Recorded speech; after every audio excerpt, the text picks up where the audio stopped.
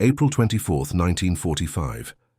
On the outskirts of the small Bavarian town of Waldenstein, as dawn broke through the mist-covered pines, Private First Class Thomas Mitchell of the United States Army's 28th Infantry Division walked alone through the forest. The morning air carried a biting chill, and patches of ground fog clung to the forest floor like ghostly sentinels guarding ancient secrets. Mitchell believed this solitary patrol would be uneventful, just another routine sweep before his unit continued their advance toward the Austrian border. How terribly mistaken he would prove to be. Before we dive into this story, drop a quick hi in the comments and tell me where you're watching from. It really helps support the channel. This is the tale of how a chance encounter in the dying days of the European conflict would not only save a life, but fundamentally transform the understanding of humanity's capacity for both cruelty and compassion during history's darkest hours. The 28th Infantry Division, nicknamed the Keystone Division, had been pushing steadily eastward through southern Germany since crossing the Rhine in March. By late April, the remnants of the German forces were in disarray, with entire units surrendering daily as their leadership structure collapsed. American intelligence reported that many towns had been abandoned by military authorities, leaving civilian populations in a state of uncertainty and fear. Private First Class Mitchell, 22 years old and a former literature student from Pennsylvania, had been serving with the division since the Normandy landings 10 months earlier. Initially assigned to Company B's communications team, Mitchell had survived the brutal winter fighting during the Battle of the Bulge, where his unit suffered severe casualties. Following a reorganization, he had been reassigned to reconnaissance duties, his command of the German language making him particularly valuable for civilian interactions in the newly occupied territories. "I volunteered for the morning patrol," Mitchell later wrote in correspondence to his parents. "After spending months surrounded by the constant noise and presence of other men, I found myself craving solitude. The forest offered that rare gift of silence, something I had not experienced since before landing on the beaches of France. The war seemed distant there among the trees, as if the forest itself existed in a different time altogether." Captain Robert Henderson, Mitchell's commanding officer, recounted in the official company log, "PFC Mitchell departed base camp at 0600 hours for reconnaissance of the northern forest approach to Waldenstein. Standard procedure called for patrols of at least 2 men, but with our reduced complement following recent operations and Mitchell's experience level, I authorized the solo reconnaissance with orders to return by 0900 hours. What military records fail to capture is the psychological state of the young soldier as he ventured alone into the forest that morning. Like many who had served since the earliest days of the American involvement in the European theater, Mitchell suffered from what medical officers of the time described as combat fatigue, what modern understanding would recognize as the profound psychological impact of prolonged exposure to warfare. "You reached a point where normality became foreign," wrote Staff Sergeant William Davis, another veteran of the 28th in his post-war memoirs. "The quiet moments became more terrifying than the fighting because they gave you time to remember what you had seen, what you had done." Many men volunteered for additional duties simply to keep their minds occupied, to exhaust themselves physically so sleep might come without dreams. The forests of southern Bavaria in springtime presented a stark contrast to the devastated landscapes Mitchell had traversed since Normandy. Unlike the shattered towns and cratered fields that had become the standard backdrop of his war experience, here nature continued its eternal cycle seemingly undisturbed by human conflict. Birds called from the branches above. Wildflowers pushed through the forest floor. Life persisted. According to his personal journal, Mitchell had walked approximately 3 kilometers from the American encampment when he first heard it, a sound so unexpected in the peaceful forest that he initially doubted his senses. A muffled human cry quickly suppressed, coming from somewhere ahead among the trees. "My training took over immediately," Mitchell later recounted to Army historian Captain James Wilson. "I moved forward cautiously, weapon ready, using the trees for cover. The possibility of an enemy ambush seemed remote given our intelligence reports, but the war had taught us that assumptions could be fatal. What Mitchell discovered in a small clearing approximately 100 meters ahead would etch itself permanently into his memory and ultimately into the historical record of the final days of the conflict in Europe. A young woman stood bound to a large oak tree at the clearing's edge. Her wrists had been tied behind the trunk with rough rope, forcing her to stand facing outward. Her dark hair hung in disarray around a face marked by exhaustion and fear. Around her neck hung a wooden sign bearing a single word in large black letters, Verräterin, German for female traitor. She could not have been more than 25 years of age, and Mitchell wrote. Her clothes, a simple blue dress and cardigan, were torn and dirty, but they were civilian clothes, not a uniform. Her eyes found mine immediately, filled with a mixture of terror and desperate hope that haunts me still when I recall that moment. Military historian Dr. Eliza Montgomery of Columbia University explains the historical context. What Private Mitchell encountered was unfortunately not unique in the final months of the war. As German military authority collapsed and the Allied forces advanced, there were numerous incidents of civilians being punished by their fellow Germans for perceived collaboration, defeatism, or failure to support the war effort sufficiently. Women in particular faced brutal treatment, often accused of fraternizing with enemy soldiers or expressing anti-government sentiments. The historical record confirms that thousands of summary punishments were carried out against German civilians by both official and unofficial entities during this period. The chaos of the collapsing regime created a dangerous environment where personal vendettas could be enacted under the guise of patriotic justice. The moment froze in time, Mitchell would later tell his grandchildren. This was not a military engagement with clear protocols. This was a human being in distress, but one who, according to the sign around her neck, had been judged by her own community. The complexity of that situation was overwhelming. According to Mitchell's account, he lowered his weapon and approached the woman slowly. Speaking in the German he had studied in college and refined through his military service. Ich bin Amerikaner. Ich werde Ihnen helfen, he told her. I am American. I will help you. The woman's name was Elizabeth Steiner, 23 years old, a former schoolteacher from Waldenstein. As Mitchell used his pocket knife to cut the ropes binding her wrists, she spoke in halting English, explaining that she had been taken from her home the previous evening by a group of men including the town's acting burgomaster, mayor, and 2 former members of the local defense forces. They accused me of hiding a Jewish family last year, she told Mitchell, according to his report. The family was discovered and taken away months ago, but someone had informed the authorities that I had helped them find their hiding place in the old groundskeeper's cottage on the Schiller estate. Records from the United States Army's Civil Affairs Division would later confirm that 3 members of the Kaufman family, David and Hannah Kaufman, and their 7-year-old daughter Rebecca, had indeed been discovered hiding on the estate of the prominent Schiller family in August of 1944. They had been subsequently transported to a concentration camp. Post-war investigations would reveal that none survived. They said an example had to be made before the Americans arrived, Elizabeth continued, that traitors should not go unpunished even if the war was ending. The perpetrators had tied her to the tree the previous night, intending to return in the morning with more townspeople to carry out some form of public humiliation or punishment. The isolation of the clearing suggested they had specifically chosen a location where American patrols were unlikely to intervene. Historical records indicate that such public punishments were not uncommon in the final chaotic days of the war. German military courts had effectively collapsed in many areas, leaving local authorities, often Nazi Party officials, to administer their own form of justice. Women accused of various forms of betrayal were particularly vulnerable. What Private Mitchell encountered represents a phenomenon seen throughout the conflict zones, explains Dr. Montgomery. As defeat became inevitable, there was often a desperate attempt to reassert control through punishing perceived internal enemies. It was a psychological response to powerlessness in the face of military defeat. Mitchell faced an immediate dilemma. Military protocol dictated that he should report back to his unit with this intelligence before taking action.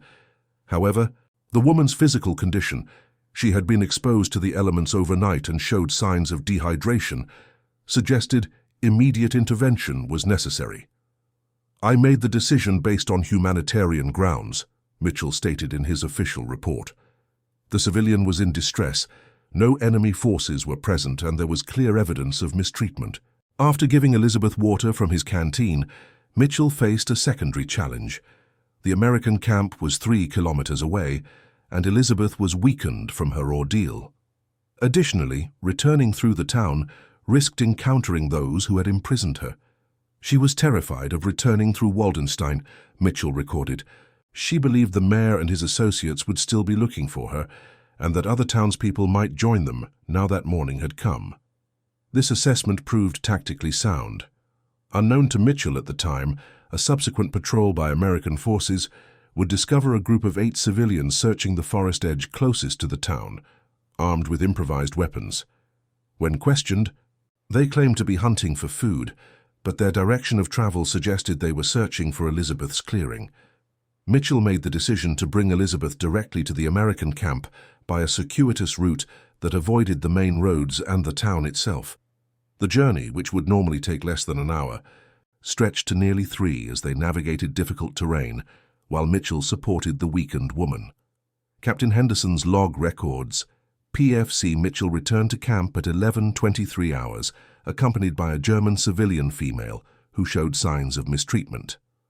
Mitchell reported that she had been bound to a tree by local civilians as punishment for alleged assistance to Jewish refugees. The civilian was immediately transferred to medical for assessment and provided with water, food, and clean clothing. Military Medical Officer Lieutenant James Crawford examined Elizabeth upon her arrival at the American camp. His report states, "Patient shows moderate dehydration, numerous contusions on wrists and arms consistent with forcible restraint, and mild exposure symptoms. No life-threatening injuries present. Recommended rest, hydration, and monitoring for 24 hours.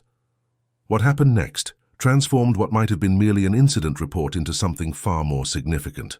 Rather than simply processing Elizabeth as a displaced civilian and transferring her to one of the refugee collection points being established throughout the region, Captain Henderson made a decision that would have far-reaching consequences.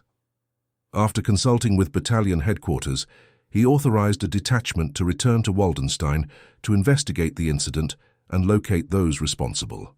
The war was effectively over in that region, notes military historian Colonel Richard Barnes, United States Army, retired. The German military presence had collapsed, and American forces were transitioning from combat operations to occupation duties.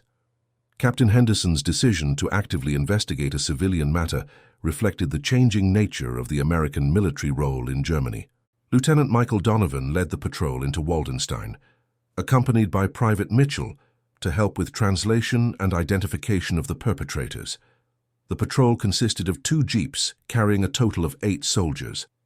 According to the patrol report, they entered Waldenstein at approximately 1400 hours. The town presented the now familiar scene of a community caught between fear and relief. White sheets hung from windows, signaling surrender, yet streets remained largely deserted as civilians remained uncertain about how the American soldiers would behave. The local burgomaster, identified as Heinrich Müller, was located at the town hall, a former doctor who had assumed civil authority after the previous mayor had been conscripted into the Volkssturm, People's Militia, in the final months of the war. When confronted by the American patrol and questioned about Elizabeth Steiner, Müller initially denied any knowledge of the incident. The man was sweating profusely despite the cool temperature, Mitchell noted. When I described exactly where we had found Elizabeth and the sign around her neck, his demeanor changed completely. He became defensive, insisting that it was a local matter of justice for a woman who had betrayed German families by helping enemies of the state. Lieutenant Donovan's report describes what followed. Upon hearing this admission, I informed Burgermeister Müller that he was being detained for questioning regarding the mistreatment of a civilian. I further informed him that under the military occupation, all civil authority now derived from Allied military government, and that unauthorized detention or punishment of civilians constituted a serious offense. 2 other men identified by Elizabeth, former auxiliary police officer Werner Schmidt and local party official Karl Hoffmann, were also located and detained. Schmidt was found at his home, while Hoffman was discovered attempting to leave town in a farm wagon, suggesting he had anticipated American interest in the matter. The 3 detainees were transported back to the American camp for further questioning by military intelligence officers. Their case would eventually be referred to one of the newly established military government courts, marking one of the earliest examples of American forces asserting judicial authority over German civilians for actions taken in the final days of the conflict. But the more remarkable story was unfolding in the medical tent, where Elizabeth Steiner was recovering from her ordeal. Private Mitchell, having completed his duties with the patrol, requested permission to check on the woman he had rescued. Captain Henderson, recognizing the natural human concern, approved the visit. This initial conversation, conducted partly in English and partly in German, would be the first of many. "She asked me why I had helped her," Mitchell wrote in a letter to his sister dated May 3, 1945. "It seemed such a strange question. I told her that anyone would have done the same, seeing another human being in distress. She shook her head and said, 'Not anyone, not anymore.' There was such a profound sadness in that simple statement. It contained everything about what this war has done to people's faith in humanity." Elizabeth's story, as it emerged through these conversations and subsequent official statements, revealed the complexity of life for ordinary Germans under the wartime regime. Born in 1922 in Munich, to a professor of literature and a concert pianist, she had witnessed the transformation of her country throughout her formative years. Her parents, while never openly political, had privately expressed concerns about the direction of the government. "My father would listen to BBC broadcasts secretly," she told Mitchell. "He would make us children go to bed, but I would sometimes sit on the stairs and hear the radio very quietly, playing the news from London. If anyone had reported this, he would have been arrested." After completing her education, Elizabeth had trained as a teacher, eventually taking a position at the primary school in Waldenstein in 1942. The small town had offered some distance from the intensifying bombing of larger cities, though it brought her closer to the watchful eyes of a close-knit community where outsiders were viewed with suspicion. "I was always careful with my words," she explained. "As a teacher, everything I said was potential evidence of disloyalty. Parents would question their children about what was taught in class. One wrong comment could lead to dismissal, or worse." Her involvement with the Kaufmann family had begun innocently enough. David Kaufmann had been a colleague of her father's at the university before laws prohibiting Jewish academics had ended his career. When Elizabeth recognized Hannah Kaufmann and their daughter Rebecca at the market in Waldenstein in early 1944, the family was already in hiding, moving from location to location to avoid detection. "Hannah was using a different name, but I knew her immediately," Elizabeth recounted. "She had been at our home for dinner many times when I was younger. I could see the fear in her eyes when she realized I had recognized her." Rather than reporting the family, Elizabeth had helped them find a more secure hiding place in an abandoned groundskeeper's cottage on the sprawling estate of the Schiller family, whose patriarch was serving on the Eastern Front. For several months she had brought them food and supplies, always careful to vary her routes and times to avoid establishing a pattern that might be noticed. "Rebecca was so thin when I first saw her," Elizabeth told Mitchell. "She had been a chubby, laughing child before the war. Seeing her so diminished, so afraid of every sound, it was impossible not to help." The family had been discovered during a routine property inspection by the estate manager. Elizabeth never learned whether her involvement had been suspected at that time or if someone had observed her visits to the cottage. It was only in the chaos of the war's final weeks, as the American forces approached, that accusations against her had surfaced. "People were looking for scapegoats," she explained. "The mayor had been a devoted party supporter. I think he wanted to demonstrate his loyalty even as the cause was lost." As Elizabeth recovered her strength over the following days, a remarkable development occurred. Rather than being processed through the standard channels for displaced German civilians, she was offered a position as a translator for the Civil Affairs Unit, attached to the 28th Infantry Division. Major William Anderson, the civil affairs officer who made this decision, documented his reasoning. "Miss Steiner possesses excellent English language skills, knowledge of local conditions, and has demonstrated clear opposition to National Socialist policies through her actions. As we establish governance structures in occupied areas, individuals with her qualifications and moral character are invaluable assets. This appointment marked an early example of what would become standard practice in occupied Germany, the identification and employment of German civilians whose records indicated they had resisted or opposed aspects of the previous regime. Such individuals would become crucial bridges between the occupying forces and local populations. For Private Mitchell, who had rescued Elizabeth from her ordeal in the forest, this development meant their paths would continue to cross as both the military unit and civil affairs team established operations in the region. What began as occasional translation assistance, when Mitchell's language skills were needed for complex interactions, grew into a professional relationship and eventually a friendship.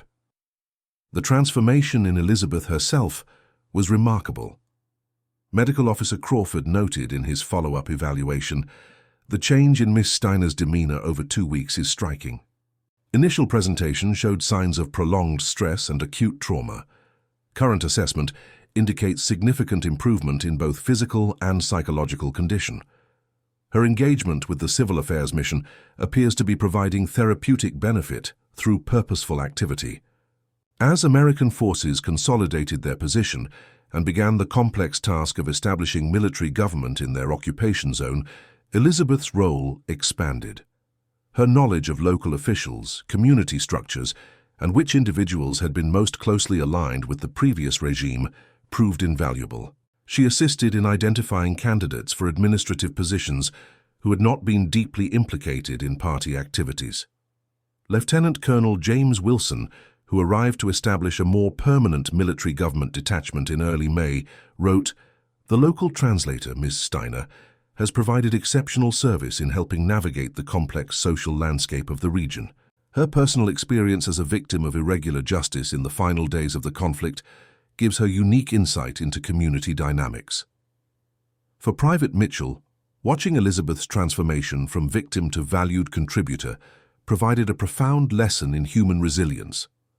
"It seems impossible that the frightened woman I found tied to that tree is the same person who now moves confidently through the headquarters, directing soldiers with decades more experience to the resources and people they need," he wrote to his family. The relationship between Mitchell and Elizabeth developed gradually against the backdrop of a region struggling to establish a new normal. As May turned to June, the administrative structures of occupation solidified. The 28th Infantry Division received orders to relocate, but Mitchell, whose language skills remained valuable, was reassigned to the military government team, allowing him to remain in the area, Dr. Montgomery notes. The immediate post-war period created unique social environments, where traditional barriers between occupier and occupied, victor and vanquished, sometimes gave way to human connections formed through shared work and common purpose. While official policy maintained clear distinctions, on the ground individual relationships developed that contradicted stereotypical expectations. By August of 1945, Elizabeth had been appointed Education Affairs Liaison for the district, tasked with helping implement the denazification of the school curriculum and the evaluation of teachers who wished to return to their positions. This role placed her in the difficult position of passing judgment on former colleagues, but contemporary accounts suggest she approached this responsibility with remarkable fairness. "She never seemed motivated by revenge," observed Education Officer Captain Richard Bennett in his quarterly report. Despite her personal suffering, Ms. Steiner has consistently emphasized rehabilitation rather than punishment when evaluating borderline cases. Her standard question, "What did they do when given the chance to help others?" cuts to the heart of moral responsibility in a way our more bureaucratic metrics sometimes miss. For the former Burgermeister Müller and his associates, the consequences of their actions against Elizabeth were significant. Military government court records show that Müller received a sentence of 18 months imprisonment for unlawful detention and endangerment of a civilian. Schmidt and Hoffmann received 12-month sentences. These were among the earliest examples of accountability for actions taken during the final phase of the conflict. Perhaps more significant than the formal punishment was the community response.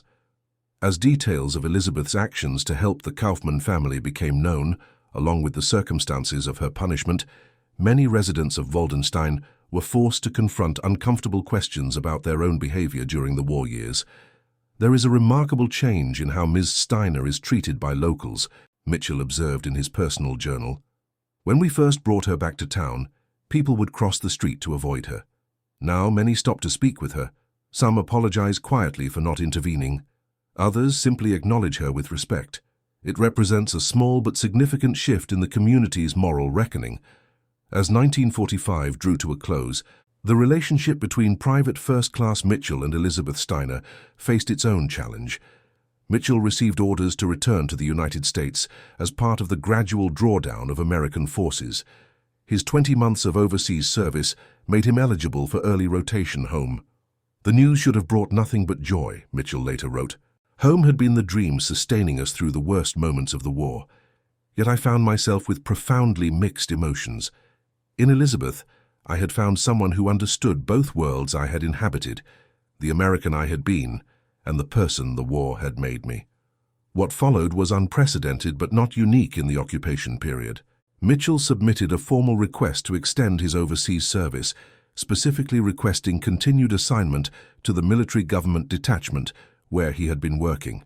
Such requests were not commonly granted, as the military prioritized returning long-serving personnel to the United States. Captain Henderson, still serving as Mitchell's commanding officer, attached a personal endorsement to the request. PFC Mitchell has demonstrated exceptional value in his current role. His language skills and established relationships within the community contribute significantly to our mission effectiveness. I strongly recommend approval of his extension request. On December 15, 1945, the extension was approved. Mitchell would remain in Germany for another 6 months, continuing his work with the Occupation Administration. This period would prove decisive for his relationship with Elizabeth. Military regulations regarding fraternization between American personnel and German civilians had relaxed somewhat by early 1946, though marriage still required special permission through the chain of command. The process was deliberately complex, designed to discourage impulsive decisions and to ensure that German spouses had been properly screened. Mitchell and Elizabeth began this process in February 1946. The application included character references, political screening, and multiple interviews. Elizabeth's documented actions to help the Kaufmann family and her established role with the military government simplified some aspects of the process, but others remained challenging. The most difficult part was writing to my parents, Mitchell recalled years later. How could I explain that I had found someone I wanted to spend my life with, someone they had never met, from a nation we had been at war with? My father had served in the First World War and carried strong opinions about Germans. I feared his response. The letter Thomas Mitchell received from his father represents a poignant example of the personal reconciliations taking place alongside the official political ones. After initial expressions of concern and caution, William Mitchell wrote, "You describe a woman of extraordinary courage who risked everything to help others when it would have been far easier and safer to do nothing. If the war was fought to defeat the evil their government represented, then it sounds as though Elizabeth was fighting the same war from within, with far fewer protections than you had. On that basis, I cannot object to welcoming her as a daughter." On May 12, 1946, Thomas Mitchell and Elizabeth Steiner were married in a small ceremony at the military government headquarters. Captain Henderson served as best man. 3 German teachers who had worked with Elizabeth before and during the war attended as her guests, their presence symbolizing the bridges being built between former adversaries. 2 weeks later, the newly married couple received the news that Mitchell's request for dependent travel authorization had been approved. Elizabeth would be permitted to accompany him when he returned to the United States, one of the earliest German war brides to receive such permission. They departed from Bremerhaven aboard a military transport ship in July 1946, joining hundreds of other service members returning home. Elizabeth was one of only 12 German wives on board, their presence creating a sometimes awkward dynamic with other military passengers and family members. "Some refused to speak with me once they learned I was German," Elizabeth wrote in her memoir published decades later. Others were kind, but clearly uncomfortable. Our few, usually those who had served in Germany during the occupation, made special efforts to include me in conversations and activities. I understood all reactions. How could I not? The wounds were still so fresh. The Mitchells settled initially in Thomas's hometown of Harrisburg, Pennsylvania, where he used the GI Bill to complete his education at Dickinson College. Elizabeth, despite her teaching qualifications, found it difficult to secure employment in education, given both her German origin and the surplus of returning American teachers. Instead, she worked as a translator for a manufacturing company with European business connections. Those early years were challenging, Thomas Mitchell acknowledged in a 50th anniversary interview with his local newspaper. There were stores where Elizabeth would be refused service when her accent was heard. Our landlord initially tried to break our lease when he realized she was German, but there were also extraordinary kindnesses from neighbors, fellow students, and members of our church. As the 1950s progressed and Cold War tensions replaced World War II animosities, the couple found their circumstances gradually improving. Thomas completed a master's degree and secured a position teaching literature at a local college. Elizabeth eventually returned to education, initially as a German language instructor and later as a full faculty member. They raised 3 children, William, born 1948, Marie, 1951, and Johann, 1954. All 3 grew up bilingual and with a complex understanding of their dual heritage. The family made their first visit to Germany in 1962, where Elizabeth was reunited with her parents, who had chosen to remain in Munich despite their daughter's emigration. Perhaps the most remarkable chapter in their story came in 1971, when the Mitchells used Elizabeth's sabbatical year to return to Waldenstein. The town had changed substantially, now part of a prosperous West Germany. Few residents remained who remembered the events of April 1945. One who did remain was Karl Hoffmann, who had served his sentence and returned to the community. Now an elderly man, he had opened a small bookstore in the town center. When Elizabeth entered the shop, he recognized her immediately despite the 26 years that had passed. He turned pale, as if seeing a ghost, Thomas Mitchell recounted. Then, to my amazement, he came out from behind the counter, approached Elizabeth, and without a word, knelt before her and began to weep. It was the most profound apology I have ever witnessed, expressed without a single word. Elizabeth's response demonstrated the extraordinary capacity for reconciliation that had characterized her life. She helped the elderly man to his feet and spoke quietly with him for nearly an hour while Thomas and their children browsed the shop. No one else present understood the significance of what they were witnessing. "We cannot build a future by carrying the weight of justified resentment," Elizabeth explained to her children later. "What happened to me was a product of its time, a time of fear, propaganda, and moral collapse. The miracle is not that some people behaved badly, but that others found the courage to resist despite the consequences." In 1982, Elizabeth Mitchell published her memoir, The Oak Tree, detailing not only her wartime experiences, but the challenges and rewards of building a life between 2 cultures previously in conflict.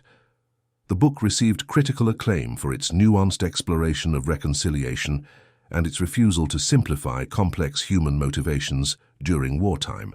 Thomas Mitchell retired from teaching in 1988, and Elizabeth followed a year later. They continued to divide their time between the United States and Germany, establishing a foundation that provided educational scholarships to students pursuing cross-cultural studies.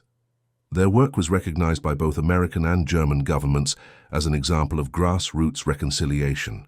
In 2001, at the dedication of a small memorial to the Kaufmann family in Waldenstein, Elizabeth, now 79 years old, delivered a speech that encapsulated the lessons of her extraordinary life journey. "When Thomas found me tied to that oak tree, 2 people who had been taught to see each other as enemies discovered their common humanity. That moment contained everything we needed to rebuild from the ashes of hatred, recognition, compassion, and the courage to act when action carries risk. If such connection was possible in the midst of history's darkest chapter, what might we accomplish in times of peace if we approach each other with the same openness?" The oak tree itself still stands in the clearing outside Waldenstein. In 1995, on the 50th anniversary of Elizabeth's rescue, the town council placed a small bronze plaque at its base. The inscription reads in both German and English, "At this site, hatred was answered with compassion." May we honor that legacy by finding humanity in each other across all boundaries that would divide us. Thomas and Elizabeth Mitchell remained married for 62 years until Thomas's passing in 2008. Elizabeth lived until 2015, continuing to share their story with students, community groups, and historical societies. Their 3 children, 7 grandchildren, and 12 great-grandchildren carry forward a legacy that began with a single act of courage and compassion in a Bavarian forest. This remarkable story, beginning with a lone soldier finding a woman tied to a tree and culminating in a lifetime dedicated to building bridges between former enemies, reminds us that even in humanity's darkest hours, individual choices can illuminate paths toward reconciliation and understanding. From the depths of conflict emerged a testament to the resilience of the human spirit and its capacity for growth beyond the boundaries of national identity. The 28,000 men of the Keystone Division who served in Europe experienced the conflict in countless ways. Production statistics tell us they faced an enemy with 8,000 tanks, 20,000 aircraft, and millions of trained soldiers.